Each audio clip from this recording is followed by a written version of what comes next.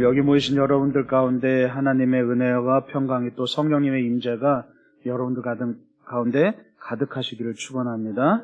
네, 오늘은 특별히 우리 감리교단에서는 존 웨슬리 목사님의 회심을 기념하는 웨슬리 회심 기념주일로 지킵니다. 존 웨슬리 목사님은 우리 감리교의 창시자죠. 이 존 웨슬리 목사님은 어렸을 때부터 참 신앙생활을 나름대로 열심히 했던 분입니다. 그리고 엄격하게 말씀대로 살고 엄격하게 경건한 삶을 살려고 굉장히 노력했던 사람입니다. 그래서 우리 감리교 영어로 하면 메소디스트라고 하는데, 이 메소디스트라는 뜻이 규칙쟁이라는 뜻입니다. 말 그대로 이제 웨슬리 목사님이 워낙 규칙을 많이 따지면서 스스로 하나님의 말씀대로 살려고 날마다 흐트러지지 않는 모습으로 그렇게 경건하게 살려고 노력하다 보니까 주위에서 그런 별명을 붙여줬습니다. 그래서 웨슬리 목사님뿐만 아니라 이제 당시에 미국 이제 개척지에 선교도 나갔습니다. 2년 동안 선교도 나가서 열심히 자기 스스로 뭔가 복음을 전하려고 열심히 애썼습니다. 그런데 안타까운 것은 이 2년 동안 미국에서 선교를 하면서 실패를 맛봤습니다. 아무런 그런 어떤 열매가 없었죠. 그래서 실망을 하고 이제 좌절하고 다시 영국으로 돌아오게 됩니다. 그러던 어느 날 이제 그 올더스게이트라는 거리에 조그만 집회가 열렸습니다.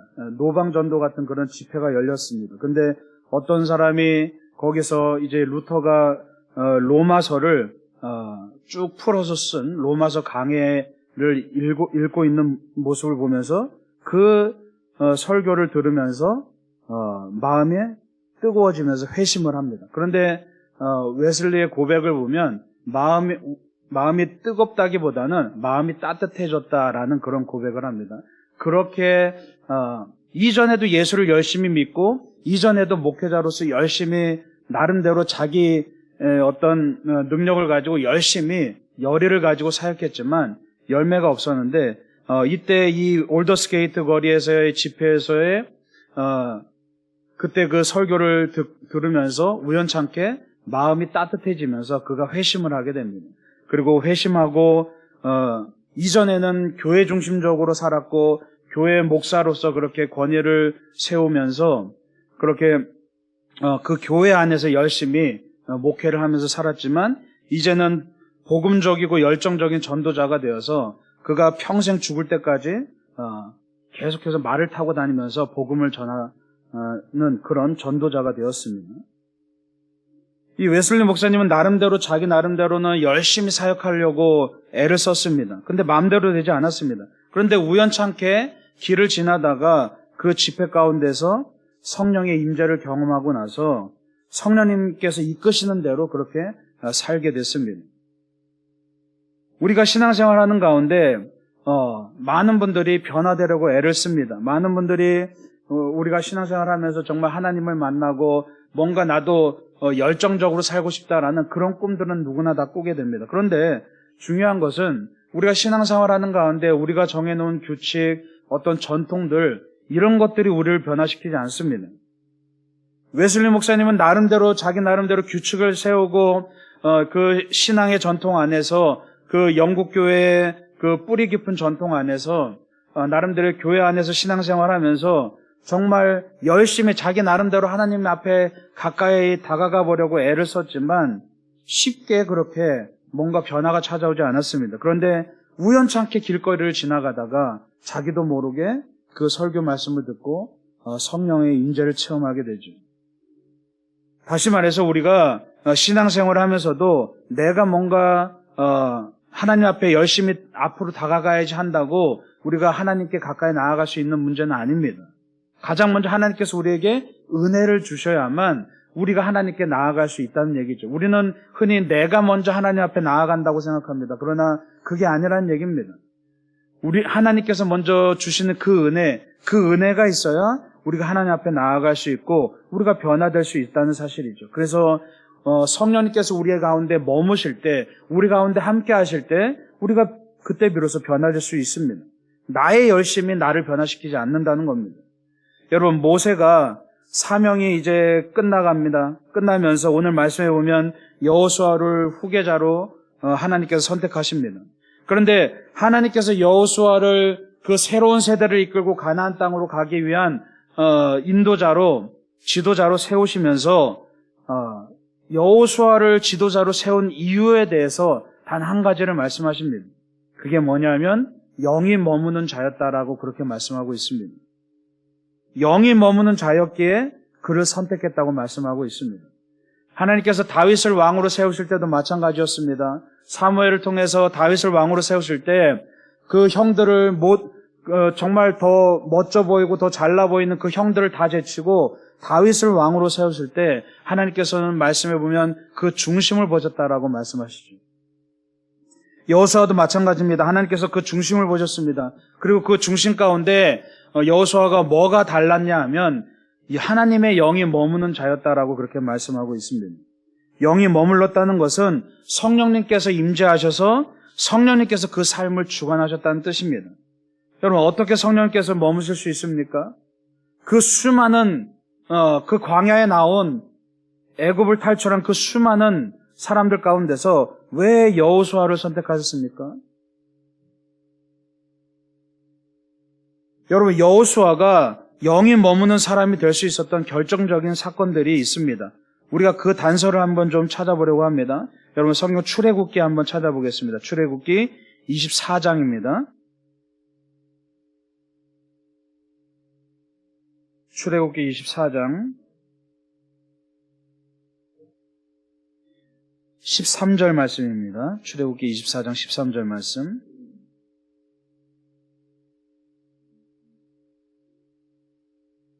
우리 함께 봉독하겠습니다. 시작. 모세가 그의 부하 여호수아와 함께 일어나 모세가 하나님의 산으로 올라가며. 아멘. 이 장면은 모세가 이제 시내산에서 하나님의 계명을, 돌판의 계명을 받는 그런 장면입니다. 그런데 하나님께서 이제 모세가 처음에는 장로들과 더불어서 이제 산의 중턱까지 올라갑니다. 그런데 거기서 하나님께서 명령하시죠. 너만 올라와라. 그런데 오늘 말씀해 보면 모세가 그의 시종이었던 여호수아와 더불어서 같이 올라갑니다. 이 얘기는 뭡니까? 우리가 흔히 모세만 하나님과 대면한 걸로 알고 있는데 모세를 이렇게 부축하면서 같이 올라갔던 여호수아도 동일하게 그 장면을 목격했다는 겁니다. 하나님께서 모세와 1대1로서 말씀하고 하실 때 그 율법을 주실 때 그곳에서 40일 동안 40일 밤낮을 그곳에서 하나님과 가장 친밀한 교제를 나누고 있을 때 여호수아도 그 자리에 있었다는 얘기입니다. 그럼 여호수아는 뭘 했겠습니까? 모세가 하나님과 대면할 때 그 자리에서 여호수아도 그 장면을 40일 동안 동일하게 목격하면서 그 가운데 하나님의 뜻이 무엇인지를 명확하게 깨달을 수 있었다는 얘기죠. 그 누구도 하나님과 모세의 마음을 헤아릴 수 없었지만 여호수아는 하나님과 동일한 마음을 가지게 되었습니다. 그래서 모세가 하나님으로부터 그 증거판을, 율법을 새긴 돌판을 받았을 때 여호수아는 하나님으로부터 비전을 받게 되었습니다. 여러분, 또 하나 찾아보겠습니다. 출애굽기 33장입니다. 출애굽기 33장 11절 말씀.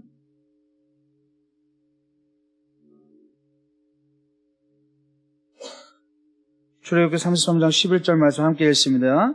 사람이 자기의 친구와 이야기함 같이 여호와께서는 모세와 대면하여 말씀하시며 모세는 진으로 돌아오나 눈의 아들 젊은 수종자 여호수아는 회막을 떠나지 아니하니라. 아멘. 그 일이 있고 나서 모세는 회막에서 하나님을 만나고 뭐라고 말하냐 하면 하나님과 모세와의 그 관계가 마치 친구와 이야기하는 것처럼 그렇게 가까웠다는 겁니다. 그 안에 격식도 없었고 그 안에 뭔가 다른 걸림돌도 없었습니다. 친구와 이야기하는 것처럼 가장 친밀하게 하나님과 교제했다는 사실입니다. 그런데 중요한 것은 모세는 진으로 돌아왔지만 무슨 이유인지는 몰라도 여호수아는 돌아오지 않고 여전히 회막에 머물렀다는 겁니다. 그런데 뭐라고 말합니까? 젊은 수종자 여호수아는 이라고 말하고 있습니다. 여호수아의 임무가 뭡니까? 여호수아가 해야 될 일이 뭡니까? 모세를 수종드는 일입니다. 그러면 모세가 가는 곳마다 항상 함께 다녀야 되는 겁니다. 그런데 오늘 말씀을 보면 여호수아는 모세와 함께 진으로 돌아오지 않고 회막을 떠나지 않았다라고 이야기합니다.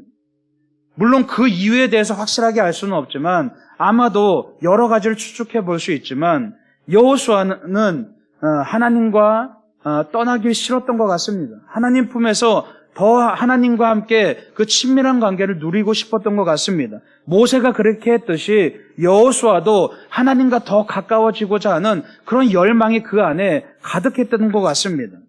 그래서 여호수아야말로 하나님과 가장 친밀해지고 싶어서 그렇게 자신의 삶을 하나님께 드리는 그런 자세를 가졌다는 것을 우리는 볼 수 있죠. 여러분, 오늘 말씀이 있기 전까지 여호수아에 대해서 다룬 말씀은 이게 전부입니다. 물론 아말렉과의 전쟁 때 여호수아가 잠깐 등장하긴 하지만 대부분 이 말씀이 전부입니다.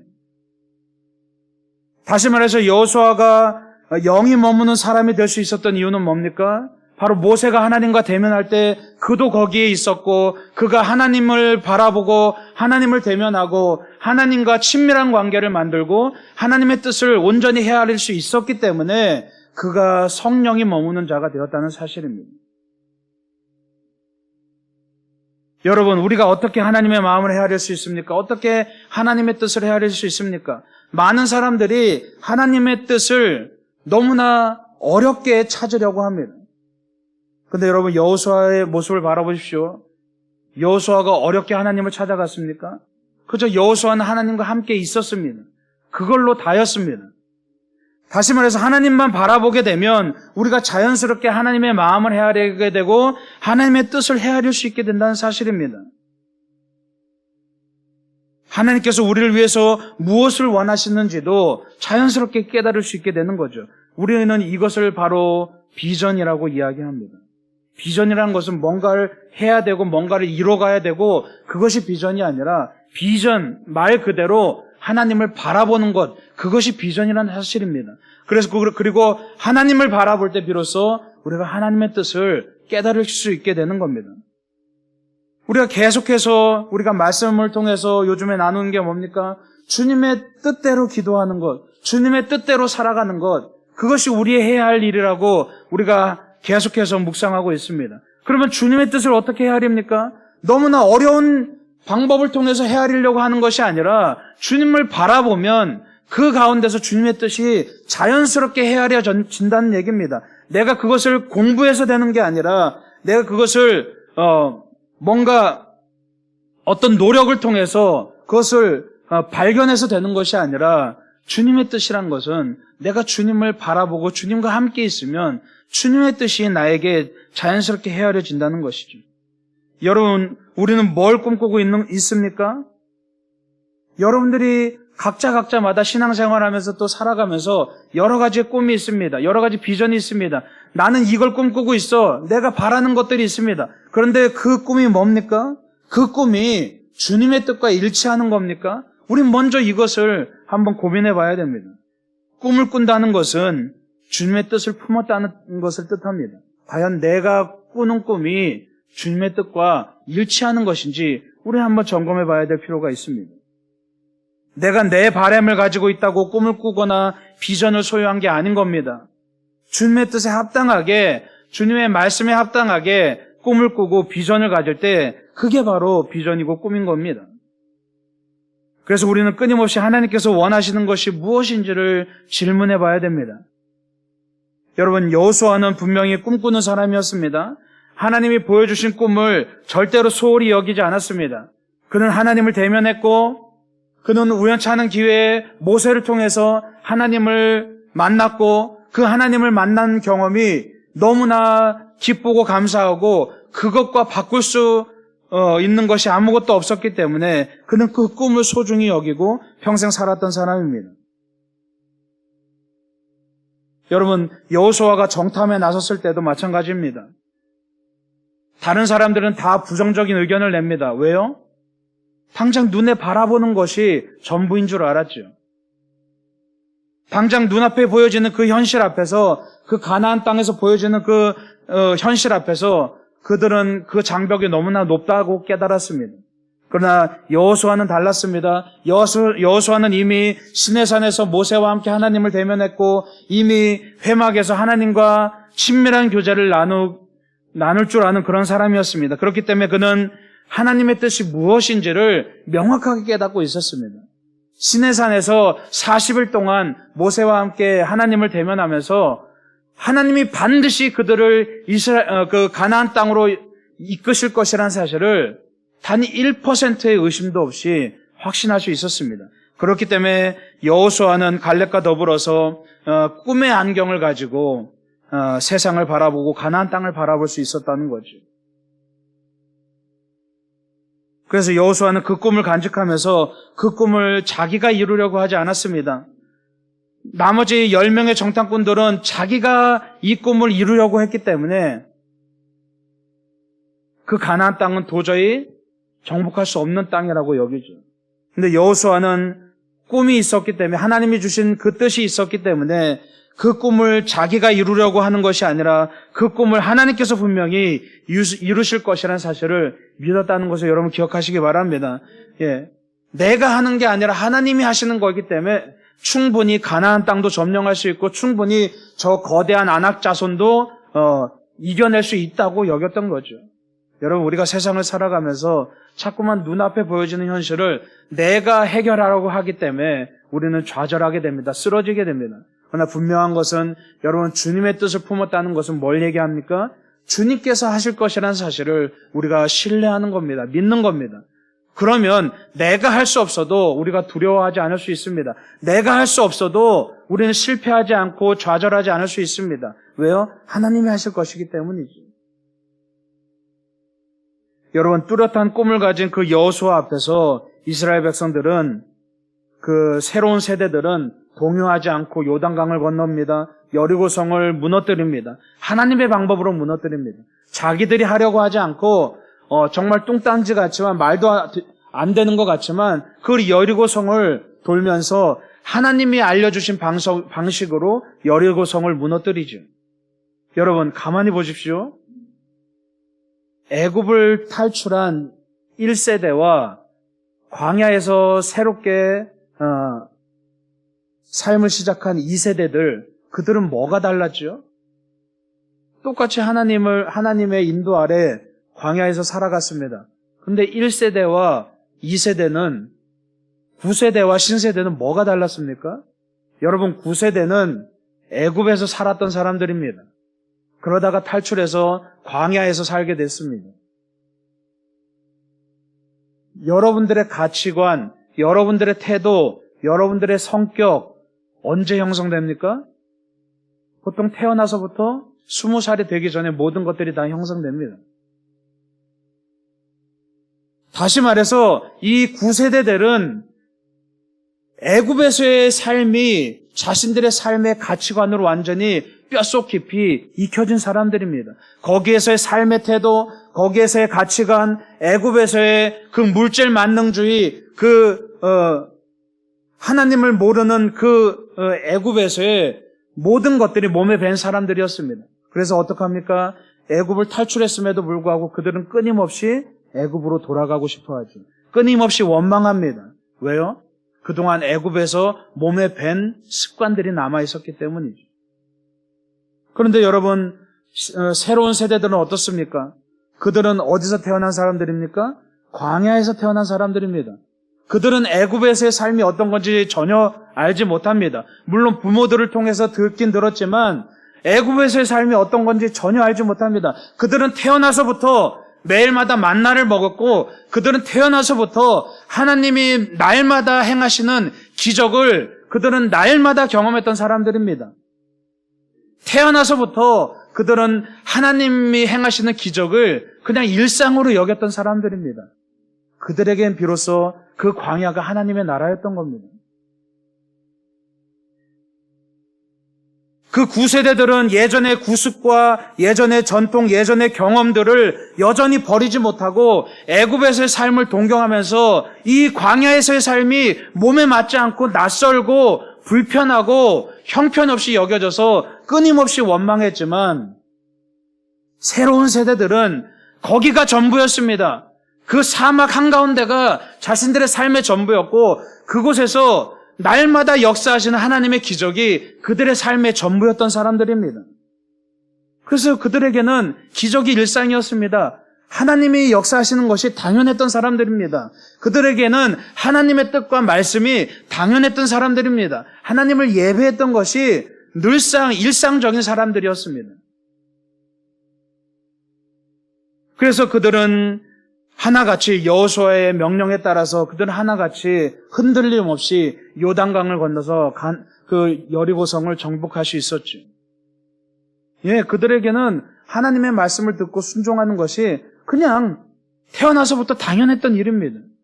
그러나 구세대들은 애굽에서의 바로의 말에 순종하고 노예로 살아갔던 그 삶이 뼛속 깊이 있었던 사람들입니다. 노예 근성이 본성이 되어서 살아갔던 그런 사람들이었습니다. 여러분 뭘 얘기하는 겁니까? 하나님은 왜 성령이 머무시는 그 여호수아를 선택하셨습니까? 성령님께서는 날마다 우리 가운데서 새롭게 역사하시는 분임을 여러분 믿으시기 바랍니다. 다시 말해서 어떤 사람에게 성령이 머무십니까? 어떤 사람에게 성령이 임재하십니까? 어떤 사람에게 성령 충만합니까? 내 안에 옛 모습들과 옛 자아들이 깨끗이 비워낸 사람, 그 사람 가운데 하나님께서 역사하신다는 사실을 여러분 기억하시기 바랍니다. 자꾸 예전 것을 바라보면, 예전의 구습들을 바라보면, 예전의 전통을 바라보고 예전에 해왔던 것들을 바라보면 성령님께서 우리 안에 역사하실 수 없습니다. 여러분, 존 웨슬리가 이 올더스 게이트 거리에서 하나님을 만났을 때 그가 뭐라고 고백하냐 하면 마음이 따뜻해졌다라고 고백합니다. 우리 흔히 성령의 임재, 성령 충만하면 뭔가 막 뜨거워지고 뭔가 강렬한 체험만을 생각하죠. 그런데 존 웨슬리는 마음이 따뜻해졌다고 말합니다. 그리고 별거 아닌 것 같은 그 따뜻해지는 그 경험을 통해서 그의 인생은 완전히 뒤바뀌어 버립니다.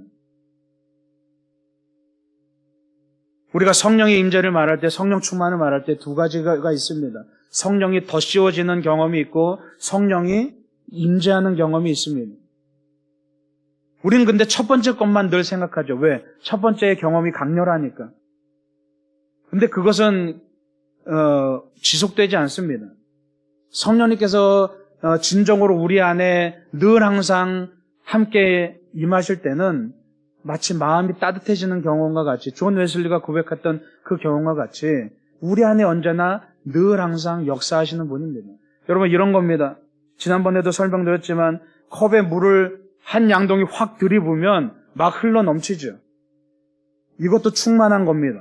그런데 또 하나의 충만이 있습니다. 그냥 물을 가득히 담아 놓으면 겉으로 볼 때는 별다른 변화가 없지만 이것도 충만한 겁니다. 성령에는 외적인 임재와 내적인 임재가 있습니다. 존 웨슬리가 경험한 것은 내적인 임재였습니다. 외적으로는 뭔가 달라진 것이 없지만 내적으로 성령님께서 임하셔서 그의 마음을 완전히 뒤바꿔 놓으신 거죠. 여호수아도 마찬가지입니다. 하나님께서 그 안에 함께 하셔서 그의 마음을 완전히 뒤바꿔 놓으셨습니다. 그리고 그는 새로운 지도자가 되죠. 여러분, 모세는 오늘 말씀해 보면 너는 가나안 땅에 들어가지 못한다. 왜냐하면 네가 지난번에 무리바 물에서 내 말을 거역했기 때문이다라고 말씀하십니다. 여러분, 모세가 가나안 땅에 들어가지 못한 결정적인 이유가 뭡니까? 바로 경험이 독이 됐다는 겁니다. 경험은 사실 좋은 겁니다. 신앙생활하면서도 경험은 정말 필요한 겁니다. 정말 귀한 겁니다. 그런데 양날의 검과 같이 그 경험이 독이 되었다는 겁니다. 그 무리바 물에서 하나님이 말씀하시죠. 너 이번에는 반석에게 명령해서 물이 나오게 해 라고 말씀하시는데 모세는 그 말을 제대로 듣지 않습니다. 예전에 출애굽기에 보면 예전에 르비딤에서 그때 처음에 하나님께서 뭐라고 말씀하시냐면 너 반석을 쳐서 물이 나오게 해 라고 말씀하십니다. 그리고 반석을 지팡이로 쳤더니 물이 나왔습니다. 지금 모세는 뭘 의지한 겁니까? 하나님의 말씀을 의지한 게 아니라 자기의 경험을 의지한 겁니다. 요번에는 하나님이 명령하라고 했는데 요번에도 마찬가지로 자기가 처음 행했던 그 경험을 의지해서 반석을 치게 된 거죠. 우리가 볼 때는 별거 아닌 것 같지만 모세가 어느 순간 교만하여져서 우리가 물을 내랴 주체가 바뀌어졌습니다. 하나님이 물을 내게 하시는 건데 우리가 물을 내야 자기가 하는 기적인 것처럼 자기가 행하는 능력인 것처럼 교만해졌습니다. 어느 순간 경험을 의지했습니다. 자기가 해왔던 그 경험 그대로 따랐습니다. 그 경험이 독이 되었습니다. 결국 자기의 경험 때문에 가나안 땅에 들어가지 못했습니다. 여러분, 성령님께서는 언제나 우리에게 새롭게 역사하시는 분입니다. 그러기 위해서는 새로운 포도주는 새로운 부대가 필요합니다. 그런데 우리가 날마다 예전의 경험을 의지하면서 예전에 해왔던 방식 그대로를 의지하면서 왜요? 그게 편하니까 그 편한 방식 그대로를 의지하면서 그걸 은혜라고 이야기한다면 오히려 그것이 우리에게 독이 된다는 사실입니다.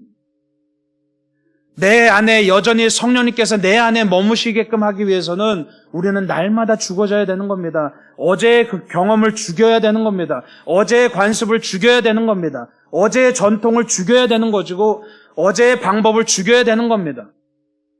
그리고 우리는 날마다 새 부대가 되어야 되는 거죠. 여러분, 다른 정탐꾼들도 마찬가지입니다. 자기들의 경험에 의지해서 가나안 땅은 들어갈 수 없는 곳이라고 단정하죠. 그래서 1세대 중에서 유일하게 자기 경험을 의지하지 않았던 여호수아와 갈렙만 들어가게 되는 겁니다. 여러분, 1세대와 2세대, 그 9세대와 신세대를 가르는 기준이 뭐였습니까? 나이였나요? 우린 그렇게 알고 있죠. 40년 동안이니까 나이로 가르는구나. 그랬다면 여러분, 성경을 가만히 보십시오. 그랬다면 나이가 기준이 되었다면 여호수아와 갈렙도 절대 들어갈 수 없습니다. 왜 그들만 예외로 합니까? 여호수아와 갈렙은 1세대였습니다. 9세대였습니다. 이미 나이가 들 만큼 들은 사람들이었습니다. 그 기준은 뭐였습니까? 바로 옛날의 가치관, 옛날의 태도, 옛날의 관습, 거기에 얽매여서 끊임없이 하나님을 원망했던 사람들은 들어갈 수 없었다는 얘기입니다. 그러나 새로운 세대들은 그들은 애굽을 경험하지 않았기 때문에 그들은 태어난 그 순간부터 광야였기 때문에 그들은 태어난 그 순간부터 하나님께서 베푸시는 기적이 일상이 되었고 하나님의 말씀이 당연한 것이 되었습니다. 그러한 자들만 하나님의 말씀에 철저하게 순종할 수 있었던 자들만 가나안 땅에 들어갈 수 있었다는 사실입니다. 그러면 우리는 여러분은 1세대가 될 것입니까? 2세대가 될 것입니까?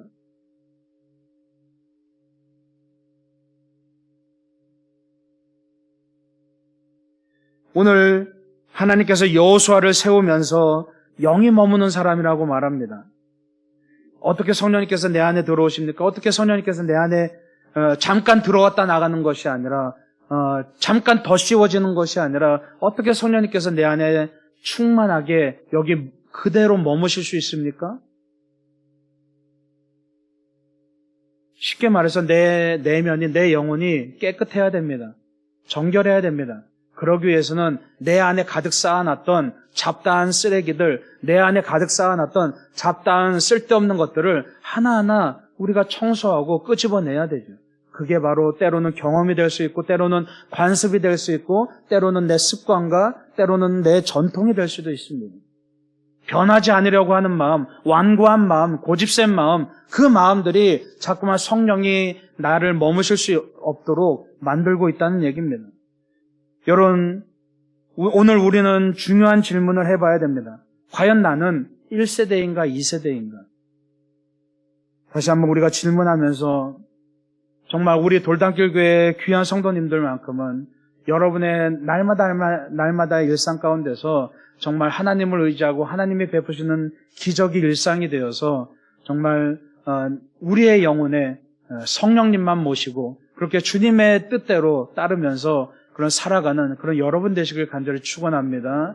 나이가 상관 있는 것이 아닙니다. 또는 내 신앙의 경력이 상관 있는 것이 아닙니다. 내가 얼마나 뭔가를 할 수 있냐 능력이 상관 있는 것이 아닙니다. 여러분의 직분이 상관 있는 것이 아닙니다.